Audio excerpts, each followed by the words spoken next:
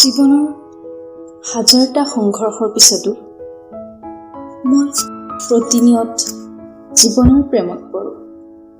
প্ৰতি ক্ষণ, প্ৰতিটো পুৱা আবেলি মই জীৱনৰ মোহত আচ্ছন্ন হওঁ। আচলতে প্ৰতিজন মানুহেই প্ৰতিদিনে প্ৰেমত পৰে। প্ৰেমত নপৰাকৈ মানুহ জীয়াই থাকিব পাৰে জানো? যেতিয়া বৰষুণৰ টোপালবোৰে মোৰ চুলিকোছা তিয়াই পেলায়, তেতিয়া মই বৰষুণৰ প্ৰেমত পৰোঁ। নিৰ্মুখী চৰাইজাকৰ প্ৰাণৱন্ত কোলাহলে মোক চৰাইজাকৰ প্ৰেমত পেলায়। সদ্যজাত কুকুৰ পোৱালীকেইটাৰ কুঁ কুঁ শব্দই মোক মাতৃত্বৰ মমতাই আহ্লাদিত কৰে।